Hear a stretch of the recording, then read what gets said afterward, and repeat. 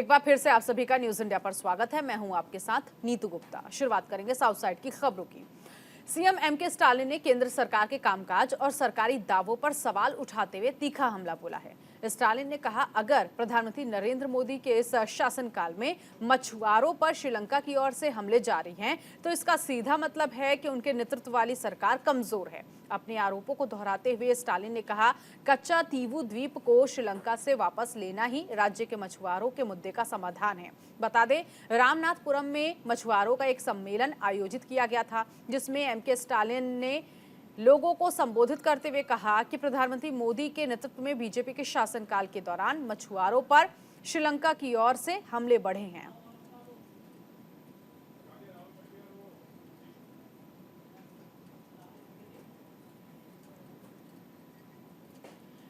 Deputy CM DK Shivakumar ने राज्य में राष्ट्रीय शिक्षा नीति 2020 को रद्द करने की घोषणा की है। बता दें, देश भर के शैक्षणिक संस्थानों में राष्ट्रीय शिक्षा नीति 2020 लागू की जानी है। केंद्र सरकार ने साल 2020 में इसकी घोषणा की थी और 21 में कर्नाटक देश का पहला ऐसा राज्य बना था जहां ये लागू की गई थी। तत्कालीन बीजेपी के मुख्यमंत्री बसवराज बोम्मई ने एनईपी लागू करने की घोषणा की थी, लेकिन अब इसे रद्द करने का फैसला लिया गया है। कर्नाटक के वर्तमान मुख्यमंत्री सिद्धारमैया ने राज्य के उच्च शिक्षा संस्थानों में एनईपी को वापस लेने की घोषणा की है। उप मुख्यमंत्री शिव कुमार ने कहा है कि सत्ता में आने के बाद हमने राष्ट्रीय शिक्षा नीति को रद्द करने का वादा किया था। हम उस वादे के लिए प्रतिबद्ध हैं।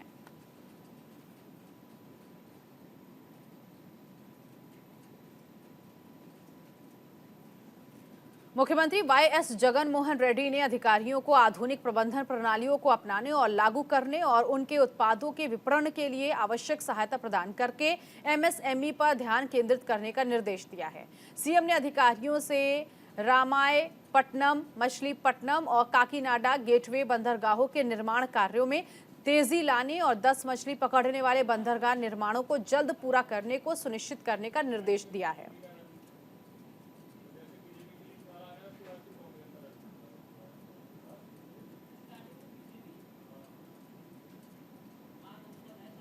तमिलनाडु के चेन्नई में केंद्रीय गृह राज्य मंत्री अजय मिश्रा ने 27 विशेष समग्र समूह का दौरा किया। इसके साथ ही राष्ट्रीय सुरक्षा गार्ड नेरकुंडरम चेंगलपट्टू में क्वार्टरों का उद्घाटन किया। कार्यक्रम में कई गणमान्य लोग भी मौजूद रहे।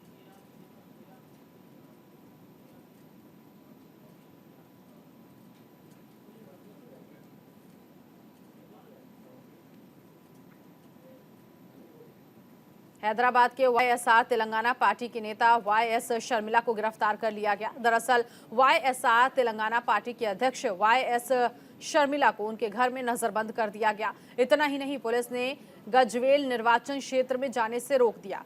यहां वो उन लोगों से मिलने जा रही थी जिनका दावा है कि उन्हें दलित बंधु योजना के तहत तेलंगाना सरकार से वित्तीय मदद नहीं मिली है। इस बीच उन्होंने एक अनोखे अंदाज में विरोध प्रदर्शन भी किया। उन्होंने हैदराबाद में अपने घर के बाहर पुलिस की आरती की। पुलिस का कहना है कि शर्मिला ने गजवेल जाने के लिए अनुमति नहीं ली थी, इसी वजह से उन्हें रोका गया। वहीं उन्होंने विरोध करने के लिए पुलिस की आरती उतारी और उनके बेहतर काम के लिए प्रार्थना की। उन्होंने आगे कहा कि प्रार्थना करते हैं कि पुलिस सत्ताधारी भारत राष्ट्रीय समिति के लिए काम ना करे, बल्कि सही बात के लिए खड़ी हो। इसके साथ ही शर्मिला ने तेलंगाना के मुख्यमंत्री के चंद्रशेखर राव पर हमला करते हुए कहा कि ये शर्मनाक है कि जब मैंने उनके निर्वाचन क्षेत्र का दौरा करने की योजना बनाई तो केसीआर ने मुझे निशाना बना दिया। उन्होंने कहा कि ये चौंकाने वाली बात है कि मुझे घर में नजरबंद किया जा रहा है, जबकि हमें धमकी देने वाले बीआरएस के गुंडों को छोड़ दिया गया है।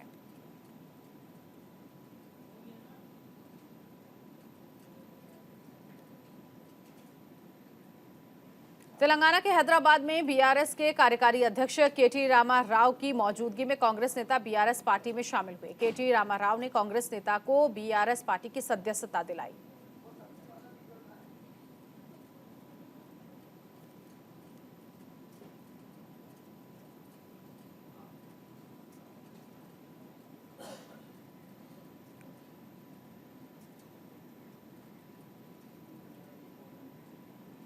कर्नाटक के उप मुख्यमंत्री डीके शिव कुमार ने कहा कि कावेरी जल प्रबंधन प्राधिकरण से तमिलनाडु के साथ पानी साझा करने के फैसले पर पुनः विचार करने का अनुरोध करेंगे। साथ ही शिव कुमार ने कहा कि CWMA ने कर्नाटक सरकार को अगले 15 दिनों में तमिलनाडु को 10,000 क्यूसेक पानी छोड़ने का निर्देश दिया है। जब राज्य पानी की कमी से जूझ रहा है, वहीं हमें निर्देश मिला कि हमें 15 दिनों के लिए कावेरी से 10,000 क्यूसेक पानी छोड़ना होगा। हम जानते हैं कि राज्य इस समय जल संकट से जूझ रहा है, हम गंभीर सूखे का सामना कर रहे हैं। उधर सुप्रीम कोर्ट के निर्देश के अनुपालन में हमने पिछले 4 से 5 दिनों में कावेरी से पानी छोड़ा है। हालांकि हम प्राधिकरण से निर्णय पर पुनः विचार करने का आग्रह करते हैं, क्योंकि ऐसा हो सकता है इसका सीधा असर कर्नाटक में पीने योग्य पानी की उपलब्धता पर भी पड़ेगी। इस बीच इस मुद्दे पर बोलते हुए पूर्व मुख्यमंत्री बसवराज बोम्मई ने कहा कि कांग्रेस सरकार ने राज्य में किसानों को धोखा दिया है, क्योंकि उसने कावेरी जल प्रबंधन प्राधिकरण के सामने उनकी दुर्दशा नहीं रखी। कांग्रेस सरकार ने किसानों, विशेषकर कावेरी नदी बेसिन में रहने वाले किसानों को धोखा दिया। उन्होंने CWMA के सामने अपना मामला नहीं लड़ा। अब उन्हें हमारे किसानों के लिए सुप्रीम कोर्ट के सामने खड़ा होना चाहिए और हमारे मामले में विनम्रता पूर्वक आत्मसमर्पण करने के बजाय योग्यता के आधार पर बहस करनी चाहिए। Congress government in Karnataka has betrayed the farmers and people of Kaveri river basin, and the farmers are really surprised the attitude of this government. First of all, they never fought their case in Kaveri Water Management Authority. Tamil Nadu, instead of using 32 TMC, they use 60 TMC. Instead of 1.8 lakh hectares for Kruai crop, they have cultivated more than 4 lakhs. They didn't bring it in CWMA, they didn't fight it, they let it go. Kerala के कोयटम में पुथुपल्ली से चुनाव, UDF उम्मीदवार चांडी ओमर ने पुथुपल्ली निर्वाचन क्षेत्र के लिए अपना नामांकन दाखिल किया है। नामांकन के समय UDF पार्टी के तमाम कार्यकर्ता मौजूद थे।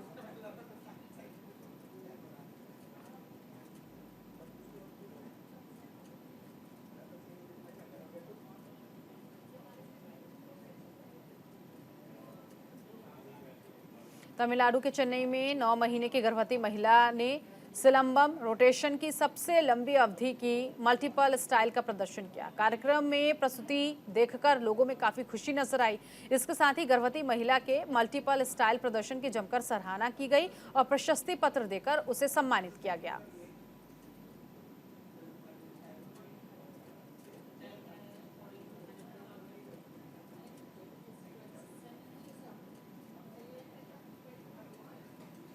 केंद्रीय रेल मंत्री अश्विनी वैष्णव ने बेंगलुरु में 3D प्रिंटिंग तकनीक से निर्मित भारत के पहले पोस्ट ऑफिस का उद्घाटन किया। प्रधानमंत्री नरेंद्र मोदी इस पोस्ट ऑफिस को लेकर ट्वीट कर कहा कि भारतीयों को देश के पहले 3D प्रिंटेड पोस्ट ऑफिस पर गर्व होगा। बता दें, बेंगलुरु शहर के कैम्ब्रिज लेआउट में 1021 वर्ग फुट क्षेत्र में निर्मित पोस्ट ऑफिस के उद्घाटन के बाद यहां अब कामकाज शुरू हो जाएगा। डाकघर का निर्माण लार्सन एंड टुब्रो लिमिटेड ने किया है, जबकि IIT मद्रास ने इसके लिए टेक्निकल सपोर्ट दिया। डाकघर को बनाने में 45 दिन का समय लगा है। केंद्रीय मंत्री अश्विनी वैष्णव ने डाकघर का उद्घाटन करते हुए कहा कि विकास की भावना, अपनी तकनीक विकसित करने की भावना, कुछ ऐसा करने की भावना जिसे पहले के समय में असंभव माना जाता था, यही इस समय की परिभाषित विशेषता है। पूरा निर्माण लगभग 6 से 8 महीने की तुलना में 45 दिनों के अंदर पूरा हुआ है। चेन्नई में टाइटल प्रायोजक इंडिया सीमेंट्स और भारत में पेशेवर गोल्फ की आधिकारिक मंजूरी देने वाली संस्था professional golf tour of India ने संयुक्त रूप से इंडिया सीमेंट्स प्रो चैंपियनशिप 2023 की घोषणा की। तमिलनाडु गोल्फ फेडरेशन कॉस्मोर में 16 से 19 अगस्त तक के लिए आयोजन किया गया। इस आयोजन में 50 लाख रुपए का पुरस्कार दिया जाएगा। प्रो एम इवेंट 15 अगस्त को आयोजित किया गया था। ये टूर्नामेंट 2023 PGTI सीजन के एक्शन से भरपूर दूसरे भाग की शुरुआत का प्रतीक है। India cements pro championship 2023 Chennai में पुरुषों के पेशेवर आयोजन के लिए अब तक का सबसे अधिक पुरस्कार प्रदान करती है। पीजीटीआई के सीईओ उत्तम सिंह मुंडी ने कहा, इंडिया सीमेंट्स प्रो चैंपियनशिप को लॉन्च करने में हमारे साथ साझेदारी करने के लिए हम इंडिया सीमेंट्स को धन्यवाद देते हैं। भारत में खेलों के महान संरक्षक इंडिया सीमेंट्स के समर्थन से भारतीय पेशेवर गोल्फ की विकास गाथा को एक और बड़ा बढ़ावा मिला है।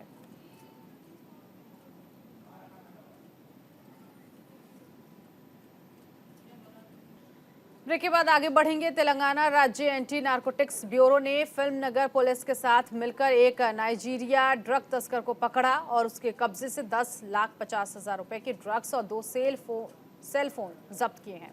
आरोपी की पहचान ओग बागू डेविड उका के रूप में की गई है, जिसे पादरी डेविसन या ईवो के नाम से जाना जाता है।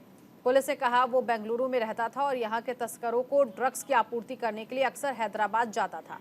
पुलिस ने कहा ओगबागू आम जनता के लिए एक पादरी की आड़ में all India Nigeria students and community association के कल्याण अध्यक्ष के रूप में काम कर रहा था। उसने अपनी पहचान छुपाने के लिए फर्जी नाम वाले फर्जी पहचान पत्रों का इस्तेमाल किया। इसके अलावा उसने नकली वीजा का भी इस्तेमाल किया है और अन्य लोगों की पहचान का इस्तेमाल करके सिम कार्ड लिए। इसके अलावा हाल ही में ओग बागू से कथित तौर पर साइकोट्रोपिक दवाएं खरीदने और हैदराबाद में लोगों को इन दवाओं को बेचने के आरोप में 60 ड्रग तस्करों को गिरफ्तार किया गया।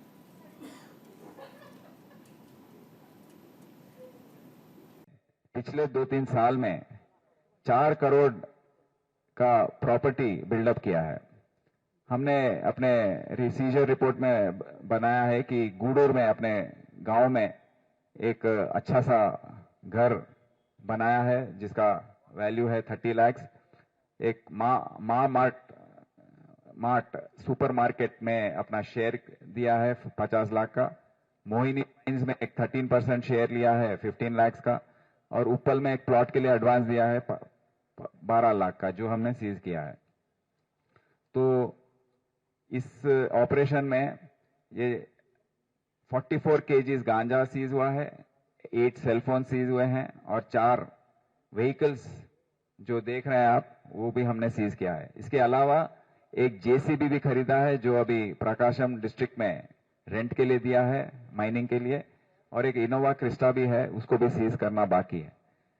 तो इस तरीके से ये शख्स जो है वो पुलिस का अपने मदद पुलिस उसके रिश्तेदार हैं, और एक रामुलू नाम का कांस्टेबल है जो ग्रेहाउंड्स में काम कर रहा है, उस पर भी हमारा शक है कि वो भी गाइड कर रहा है।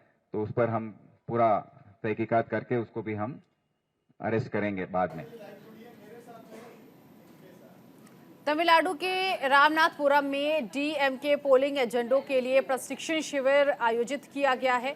बता दें, प्रशिक्षण शिविर में भारी तादाद में लोग शामिल हुए। वहीं चाय की दुकान में बाहर बेंचों पर होने वाली राजनीतिक चर्चाएं अब सोशल मीडिया पर स्थानांतरित हो गई हैं। मुख्यमंत्री एमके स्टालिन ने कहा कि सभी डीएमके पदाधिकारियों को सोशल मीडिया अकाउंट खोलना चाहिए और शासन के द्रविड़ मॉडल के कामकाज के बारे में जानकारी फैलानी चाहिए। वहीं दूसरी तरफ पेरावूर में दक्षिणी क्षेत्र में पार्टी के बूथ एजेंडों के लिए आयोजित एक कार्यक्रम में बूथ एजेंडों से बात कर रहे थे। स्टालिन ने कहा, द्रमुक सरकार ने कावेरी पेयजल योजना सहित अलग अलग पहल की है। जिले के विकास के लिए गांव में 500 किलोमीटर की लंबी सड़कें बनाई हैं। बूथ एजेंडों को लोगों को बताना चाहिए कि 2021 में सत्ता संभालने के बाद से हमारी सरकार ने उनके लिए क्या किया। बीजेपी और अनाद्रमुक सोशल मीडिया पर झूठ फैला रहे हैं। द्रमुक का अंध विरोध करने के अलावा अनाद्रमुक के पास कोई राजनीतिक विचारधारा है ही नहीं। भगवा पार्टी और उसके सहयोगी डीएमके पर अलगाववाद को बढ़ावा देने का आरोप केवल इसीलिए लगा रहे हैं क्योंकि वो सरकार के सिद्धांतों और योजनाओं को पचा नहीं पा रहे हैं।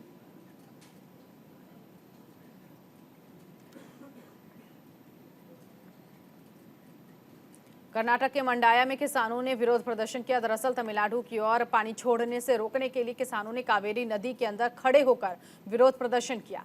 साथ ही तमिलनाडु सरकार से पानी छोड़ने को लेकर अपनी मांग भी रखी और ये भी कहा कि अगर तमिलनाडु की ओर से पानी नहीं छोड़ा जाता है तो हम किसान कावेरी नदी के अंदर खड़े होकर अपना विरोध प्रदर्शन जारी रखेंगे।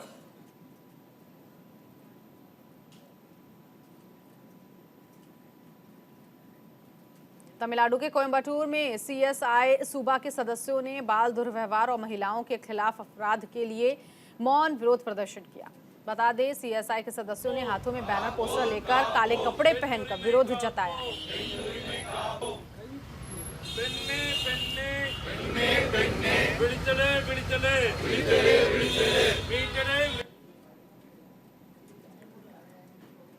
केरल के त्रिशूर जिले के कनीमंगलम के पास एक निजी बस पलटने से 30 से ज्यादा लोग जख्मी हो गए। घायल लोगों को अस्पताल में भर्ती कराया गया, जहां उनका इलाज किया जा रहा है। केरल के राजस्व मंत्री के राजन ने बताया कि घायल लोगों को निजी अस्पताल और त्रिशूर तालुक सरकारी अस्पतालों में स्थानांतरित किया गया है। पुलिस ने बताया, कनीमंगलम के पास हुई एक बस दुर्घटना में लगभग 40 लोग घायल हुए हैं।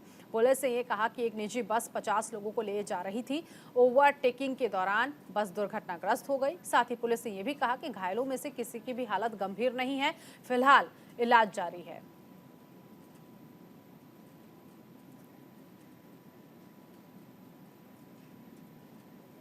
बेंगलुरु में कस्टम विभाग ने एक शख्स को बैग में सोना छिपाकर ले जाते हुए पकड़ा है। आरोपी शख्स ने बैग के नट बोल्ट के अंदर सोना रखा हुआ था। बेंगलुरु एयरपोर्ट पर कस्टम अधिकारियों ने तलाशी के दौरान उसका बैग जब्त किया। इसका एक वीडियो भी सामने आया, जिसमें अधिकारी नट खोलते नजर आ रहे हैं। अधिकारियों के मुताबिक सोने का वजन लगभग 267 ग्राम था। अधिकारियों ने बताया कि इससे पहले दिल्ली में इंदिरा गांधी अंतर्राष्ट्रीय एयरपोर्ट पर कस्टम विभाग ने दुबई के एक यात्री को भी पकड़ा था, जिसके पास से पेस्ट के रूप में 2.3 किलोग्राम सोना बरामद किया गया था।